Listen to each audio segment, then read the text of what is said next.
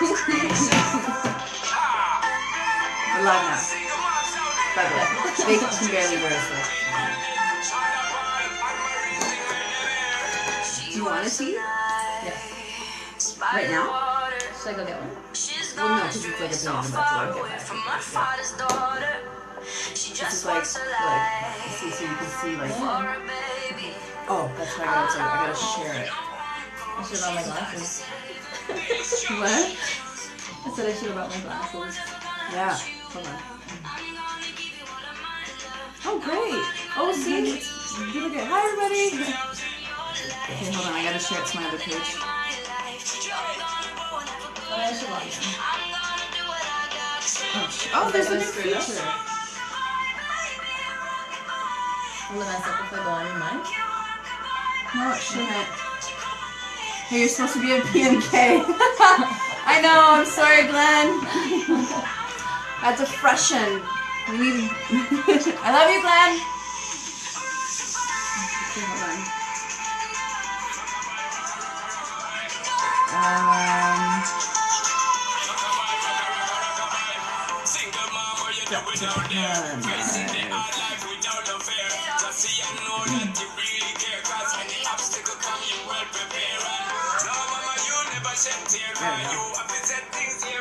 Hi, Kelly.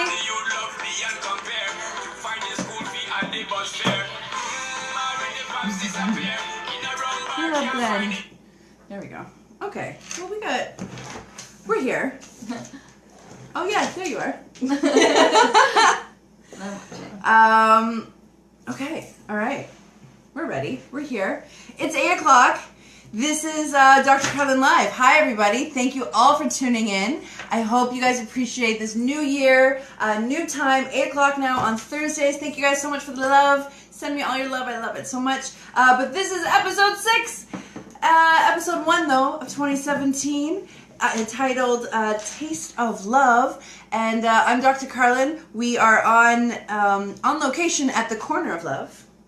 And I have best friend Amber here. Say hi, best friend Amber. Hey, how's it going? Yeah. Oh, there we go. Oh, hey. Hi, BJ. Carla. Hi, Elle. Hi, Carla. Oh, Carla's going to want to be on one of these. I know. Yeah. You're going to hear about that. Yeah. So hi, everybody, guys. Thank you so much for tuning in. I really appreciate it. So today, we are going to talk about some really, really interesting stuff. Really why it's interesting is because it's about food, and I love to eat, and so does Amber. And we actually just had a really awesome dinner at one of our favorite vegan restaurants here in the city, here in London, at Plant Matter Kitchen. Glenn, I know, is watching, and we love him. So, mwah, mwah, mwah. So full. That's why we may have been a few minutes late starting today, because we literally ate so much delicious, delicious food. So, hi, G. Elliott. How's it going? What's up? What's up with you? So today, what are we going to talk about? We're going to talk about foods that are good for your sex life. Yay! Right? Yay. Yay! Foods that are shopping. Yeah, I know, right? Foods that are good for your sex life. Why? Because there's two things that I know I love the most and Amber loves the most. First is food. Okay, wait. I don't know if that's first. I don't know. I think first is intimacy. We'll just be honest. First, it's sex. Secondly, it's food. Yes. Right? Yeah. Yeah. Fair enough. Yeah. So I'm Dr. Carlen. This is best friend Amber, and we're going to talk about foods that are really, really great for your sex life. So yay. The first one that I want to talk about, and I'm going to I wonder if this will work. I wonder if it'll go backwards. Let's see. We're going to attempt something, guys, because I want to start using some visual aids with you guys, but no. It's backwards. I'm going to have to figure that out. I will figure that out. But the very first... Is it backwards on your screen? Yeah. Yeah. So the very first food that is really great for your sex life, you guessed it, pineapple. Pineapple. Yay to pineapple. I love pineapple. Who's sad? Why? Because it didn't work. Alex, why are you sad? Oh, lost connections. I'm sorry, my friend. So we're going to talk about, pineapple. Pineapple is a really, really awesome food for your sex life. Do you know why, Amber? No, but I'm sure you'll tell us. Yeah. That's all I'm going to tell you. So, pineapples, when they first discovered pineapples, especially when they were bringing them over to England and, like, you know, really domesticating the fruit, were a fruit that a lot of people wanted because, you know, it tasted really good. It was really, really sweet.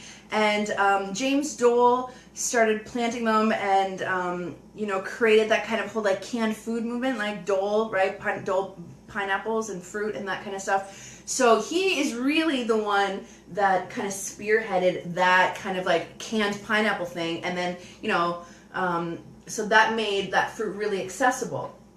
But what else happened was, like, in the 50s, you know, upside down pineapple cakes and, like, weird Jell-O with pineapple became really, really flavorful. I don't know. People like those. Do you? Yeah. I never got into. My mom made it or something. Yeah. I never got into Jell-O with fruit. It's just, like, not my thing. I like Jell-O. I like fruit. I don't necessarily like Jell-O and fruit. But okay, I digress. Now I'm talking about too many crazy things. But here's the thing. Pineapple is really, really great for your sex life for a few different reasons. So, the first reason is because it has many nutrients, vitamins, and minerals, including vitamin C, folate, manganese, and B6, and some other insoluble fibers that are actually really, really good just for, like, keeping your energy up, helping you feel really, really good. And that'll be really great. Hi, Chelsea. Hey, thanks for watching. Black Fly. Love Black Fly. So good. We'll talk about that on another show. But also, there is this really awesome,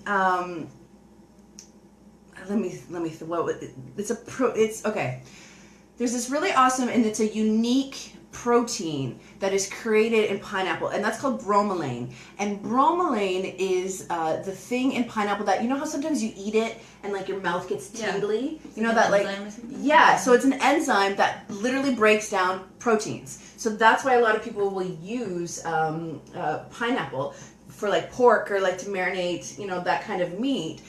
Because it breaks down the proteins, and that's what's happening in your mouth when you're eating pineapple. That prickly is the enzyme that's, you know, trying to break down proteins or whatever it is that you're eating in your body. So pineapple also reduces inflammation.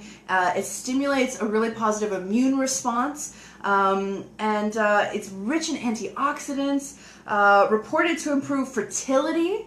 Right? Who knew this? Who knew that pineapple was reported to improve fertility? Like, that's pretty cool. Because what it does is it battles free radicals, and the vitamins, especially like beta-carotene, vitamin C, folate, are really, really great for improving your fertility, and especially if you're pregnant. So women, it is actually recommended that some women who are experiencing nausea, right, in the mornings during their pregnancy, to eat pineapple or to drink a glass of pineapple juice in the morning. Yeah, why is there no pineapple emoji? I don't know, Joanne. You know, there's a thing. There really needs to be a pineapple emoji. We got the avocado emoji, though. Avocados, also really, really great for your sex life. Actually, avocados, if you don't know this, are known as the testicle fruit. And that's only because where they're native to, they look like giant testicles hanging off of a tree, which is pretty funny, right? It's pretty great. Well, okay, back to pineapple. The other reason, though, other than pineapple is really, really great for your immunity, pineapple is really, really great for improving fertility, pineapple is really, really great for inflammation, antioxidants, all of that really great stuff. But, and I talked about this when I was at the Everything to Do with Sex show in October in Toronto, pineapple really is the magical fruit. Because, as Amber and I know, you are what you eat, right? And that's why, you know, we're Amber's 100% plant-powered. I'm on a journey. It's a good time, right? So, pineapple actually helps you taste better. And like, what do you know what I mean by that? Yeah, of course. Well, I mean, you know, do they know? Do you guys know what I mean by that? So pineapple will actually help your ejaculate taste better. There was actually studies done where what they did was they took like high concentrate amount of different foods, like 2 people for a week, you know what I mean? And then I can't quite remember in the research like how they tasted the ejaculate, right? Maybe a survey, no? Right? Like, well, it was like a spoon. Was it like, smell and sniff, lick, and I don't know how that worked. But anyways, so through this research study, they actually found that pineapple, along with a balanced diet, helps your ejaculate taste better. More so for people with penises, more so for men than those of us with vaginas and women. But that it really is. I mean, people say that it might be a myth, but it actually is really, really true. Strawberries were really, really strong for male ejaculate, as well as pineapple. So a healthy ejaculate, though, is actually supposed to taste a little bit more on the bleached side. So if you were eating a high concentrate of meat and like that type of like protein, you're actually going to taste a little bit more bitter, and your ejaculate is not going to taste the best. So having a balanced diet, which includes a high amount of vegetables and fruits, is really, really great for tasting good, right? And we all want to taste better, right? Totally. Janelle, you've heard that. It's true. It actually is true. I read the site. Like, I looked at the journal. I read the study, the research. It was totally what does celery do? My husband is driving me bonkers. Okay, can you explain to me how is he driving you bonkers with celery? I mean, like, it kind of really doesn't have that much of a flavor to it. I don't know. I'm not a celery fan. You like celery. It's like salty. It's good. Yeah. Yeah, I don't like celery. I can't do celery. Pineapple, though, I can do it, right? So the reason why pineapple and having a well-balanced diet is really, really important in terms of allowing you to taste better, because in 2017, we want to taste better, right? We are wanting to taste better. I know celery is just water, but Janelle, thank you. I also think that it's gross. I can't eat it. I can't eat celery. If it's in like soup and like different things, I can't do it. I'm sorry, guys. But celery affects the mucus production and pineapple? Pineapple. This is why I have best friend Amber. Pineapple affects the mucus production and composition of that stuff. So hydration is, what is my hair doing? Crazy hair. Hydration is key. So making sure that you are hydrated impacts the flavor of your ejaculate. And then keeping a well-balanced diet. So other really good foods as well are some fresh berries. Kiwi is actually a really, really big one, as well as mango and blueberries were also really, really high, and that's because they're high in antioxidants, right? Like they have like this really awesome thing happening. So I do notice a difference with plant-based. So here's the thing. This is one of the reasons why I wanted to bring Best Friend Amber, because Best Friend Amber is, sorry, that's gonna be your. I've done my own research. Sorry, Mom. Hi, Mom. How's it going? So you notice it. So in my experiences, there's definitely been a difference in the flavor of somebody based on what they eat. So like just if they're healthy in general, but the plant-based thing for sure. Yes. Right. More fruits and veggies. More fruits and veggies. You taste better. Yes. And just all. Yeah. Healthier in general. yeah. Well, right? Like totally healthier in general. So, Amber's vegan. She's my idol for it, and I love it so much, teaching me everything about it. And plant power and all of that good stuff, which is really awesome. But there is a difference. Like actually, I don't think I've never had that experience. Yeah, there's 2017. Yeah. Okay, great. 2017. But Amber has noticed that there's a significant difference between someone who is plant-powered versus someone who's not. More veggies, more fruit, just healthier. Yeah. For sure. Yeah, because did I say healthy ejaculate is supposed to taste like bleach? Yeah. Yeah, because healthy ejaculate is actually supposed to taste like bleach. Which is interesting. Yeah. Right? So, like, if, that's happening and all of a sudden you're like, why do I smell like bleach? Why does everything smell all of a sudden, like, really, really clean? It's okay. You're healthy. Like, totally, like, Mr. Clean isn't, like, invading your bedroom or anything like that. That's not what's happening. I didn't notice the bleach thing. Now it's, like, trying to, like, rack my brain. Yeah, right now you're, like, going through everybody, right? So, yes, exactly. People who have been vegan or who are, plant-powered, they are noticing a huge difference with how they feel, how they taste, how, you can sustain. Yeah, yay! Fish tacos are out. Oh, don't worry. We will talk about tacos, Alex. All right, so let's talk about another really good, I guess this would be like a food group that is really, really good for your sex life, and that is probiotics.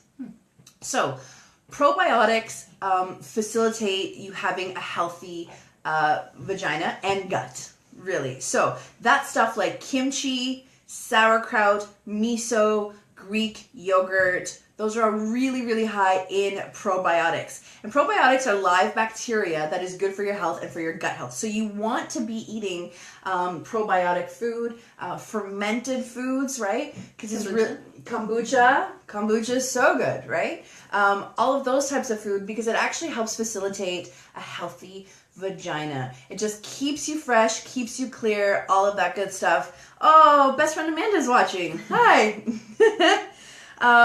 So we've talked about pineapple, talking about probiotics, super, super great. Now, now let's talk about something quickly about a food that is not so good in terms of its impact on your sexual lifestyle. And that is only because, not because it's not a delicious vegetable, because it's actually one of my favorites, but only because I feel like when you eat it, you have to be mindful. Especially if you are going to be intimate with another person within a few hours after eating it. And that is asparagus. Right? Yeah. So, I don't know if you have I'm not this. a huge fan of asparagus. Really? Yeah, I know. It's just not your thing? If it's grilled, maybe. Yeah? Yeah. I think maybe I need to make you. Asparagus, a little bit of garlic, some lemon on it. Just... Okay, but maybe not. Yeah. I don't know. Why shouldn't you eat it? Alright, okay. So, asparagus, not so good for your sex life. Well, I mean, really, really great for you, but not so good if you're going to be getting intimate with somebody. And that is only because of what is called asparagusic acid. Right? Asparagusic acid. So, asparagusic acid is a thing that only asparagus makes, right? But it's when our bodies break down asparagus. So you eat asparagus, and when your body breaks it down, it becomes this chemical, and it's a sulfur-based chemical or sulfur-related compound. So asparagus is similar to has the asparagusic acid, right? But other compounds similar are like garlic has a similar compound, as well as skunk spray, right? So it just doesn't smell the best. So it was really, really interesting because if you eat asparagus and you are of the people who have the genetic thing that your urine smells like asparagus, like immediately after, I don't know, do you ever when you eat asparagus? I haven't really noticed. No? But I've heard of that, yeah. Yeah, right? Yeah. Well, so it's interesting. So I was doing some research. I was looking up some stuff okay, so what is it about asparagus, right? right? Eat a bunch and see. we should test it. I'm so full though. We ate so much for dinner. It was great. But so the thing about asparagus, and what is really, really interesting, is that there's two camps to asparagus and what it does and how it makes you taste. So there's one camp of people that say that it is completely genetic, how your body breaks down the asparagusic acid, and some of us it's within 15 minutes of eating it, your urine smells like asparagus, right? But some people report that they don't have that odor, which is really, really interesting. But so what some scientists actually believe is that it is mostly a perception thing. So the genetic mutation. So for those of you who eat asparagus and then your urine doesn't smell like asparagus, you actually have a genetic mutation, which is really quite interesting. A genetic mutation that disallows your perception to intake that odor. Oh. Isn't that... So you can be smelling, you don't even know it. Yeah. So your urine smells like asparagus and you don't even know it, which is hilarious, right? But me, I eat asparagus and 15 minutes later, it's everything is asparagus, right? I can smell it, right? So it's really, really interesting. But why it might not be good for your sex life is that if you are the people who can't smell it, and then you're getting busy with your lover, right? They might smell it. They might be going down on you, right? So if you have a penis, that's your urethra, right? And if you have a vagina, your urethra is right there. So you don't want to be smelling like asparagus. And if it's the other way around, then you just don't even notice. Yeah, and if it's the other way around, then you don't even notice. So maybe with your lover, if you have a chance, experiment, see kind of what happens, and gauge whether you're allowed to have asparagus for dinner or not, right? Might just have to be a lunchtime thing. Other foods that are not so good for your sex life, broccoli, because of the same idea. A lot of people react to broccoli really differently. I am having like crazy hair days today. Your Like sister's gonna get mad. it's just, I know she is gonna get mad. My sister always gets so mad because I play with my hair.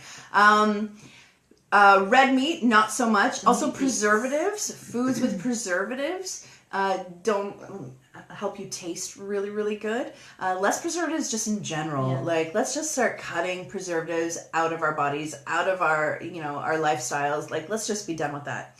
Also, coffee. There's some reports that coffee don't actually make you taste really good. Actually makes you taste a little bit more bitter, which makes sense. Yeah. Coffee's pretty bitter. I'm not a coffee drinker. I love coffee. Are you? You're a coffee drinker. But the urine thing with the coffee makes sense, yeah. Yeah. Can you smell coffee in your urine? If it's like a lot or like super strong. Yeah. Oh, I didn't know this. Has anybody else out there experienced, like, if you were an avid coffee drinker, like your urine smells like coffee? Well, it's not like coffee, but there's like some things different. Yeah? Yeah. Oh. Especially like Starbucks or something. Really? Maybe it's the preservative. Maybe it's the preservatives. I don't know if they have it anymore. Starbucks have preservatives. We need to check that out. It's probably my work coffee. It's like McCafe. It's disgusting. sorry, Western. Yeah.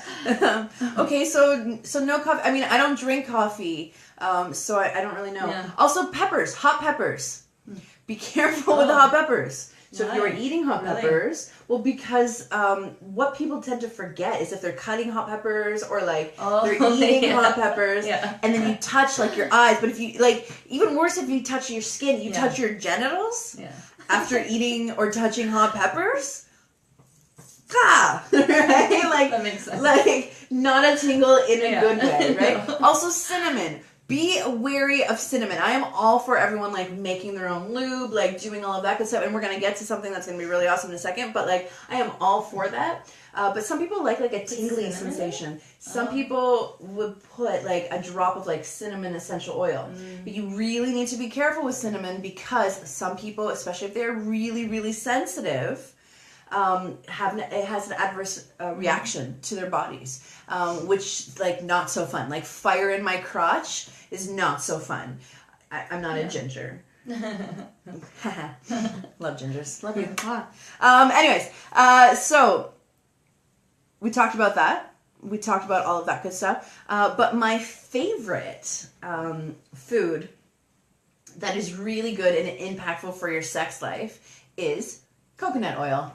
Just coconut oil and everything, right? Solves everything. Yeah, coconut oil I think is going to be the key that saves the world. Like someone needs to like put coconut oil on Donald Trump and see what happens. He might disintegrate. Let's hope so. I don't know. But like coconut oil literally solves every problem. You put it in your hair, you put it in your skin, you put it in your body, and you can have sex with it, which is amazing. So coconut oil like rules my life, which is really, really great. Unless I'm using latex condoms. We talked about... Yeah. So, no, it's a good point. Mm-hmm. So last week I did...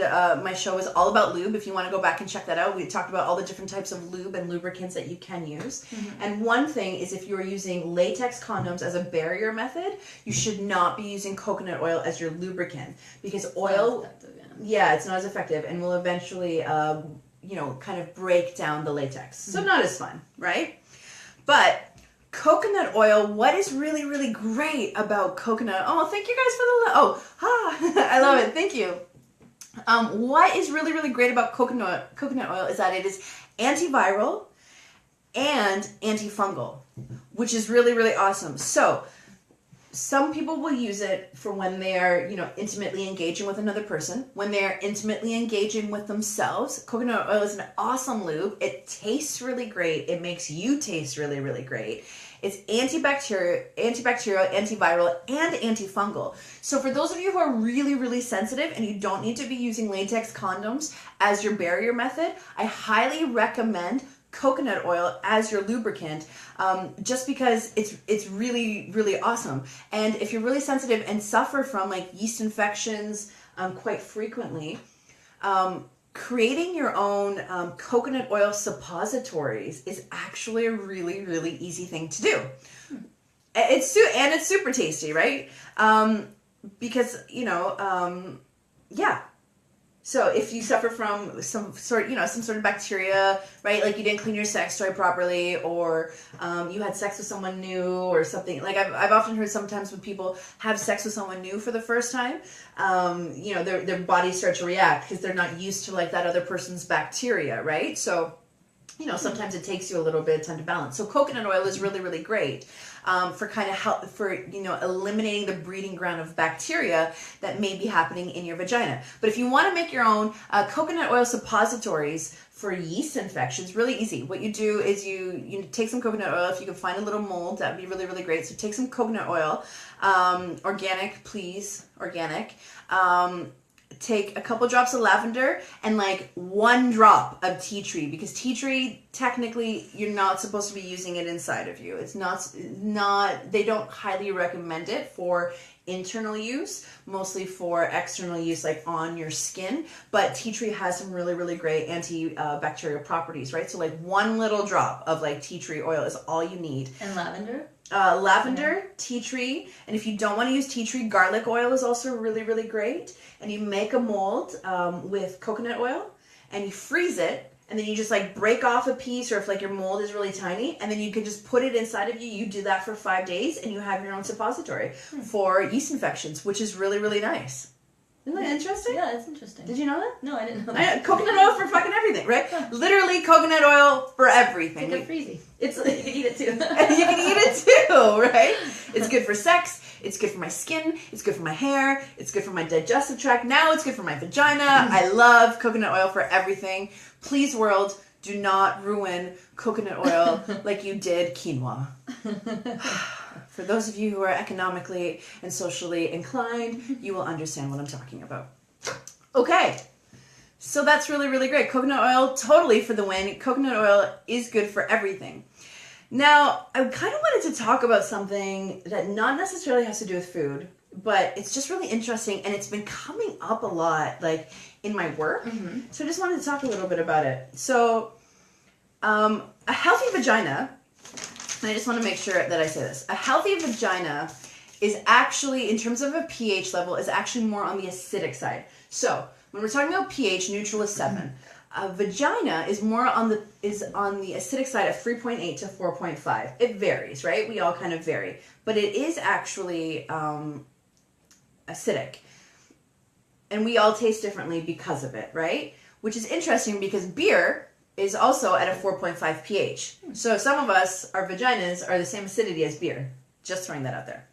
An amber beer. An amber beer. She's funny. But because of that, your vagina tries to maintain that pH balance, right? So quite often I get like, should I do like a natural douche or something? And I don't recommend douches. Your vagina is a self-cleaning oven. It'll figure itself out. And if not, just use coconut oil. There we go. That's how that goes. Because you don't want to, the vagina is so sensitive to changes in the pH that you really want to, care for it and like love it and not put random shit up there because right? Like that's what it'll do. Your vagina will make that face. Like, and not in a good way.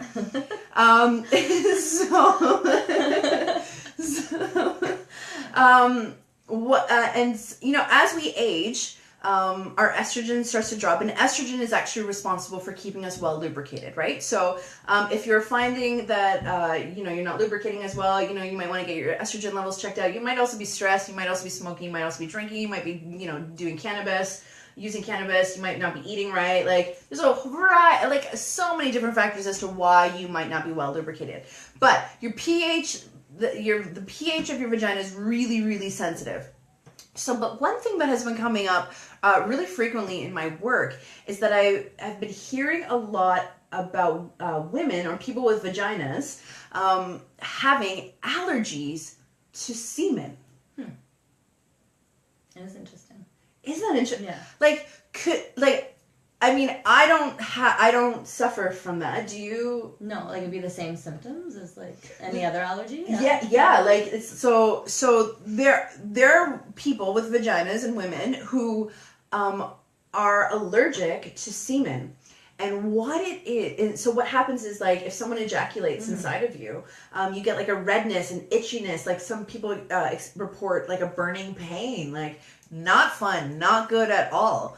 But it's a real thing. So I just only like inside or like on well, some too, people or like, people have like a skin reaction. Some people like on like anyway, come over my face, and then you get like hives everywhere, right? Like that has actually been reported, right? Oh, no. So I know but it's a thing. So I kind of wanted to talk about it because I think it's really, really interesting because it is so underreported. And they kind of first started researching in 1958, and like that was like the first like reportedly, like I'm allergic to semen, worst thing ever, 1958. But there's so many cases that are so underreported. Like who do you tell? Who do you say? Like who do you report that to? Like I'm allergic to semen. Like I don't know. Like who's the guy collecting that data? I don't know. But it's a real thing, and it's actually called human seminal hypersensitivity. And what it is that it's a reaction to the casein protein that is found in semen, in sperm, and you're reacting to that protein, which is really, really interesting.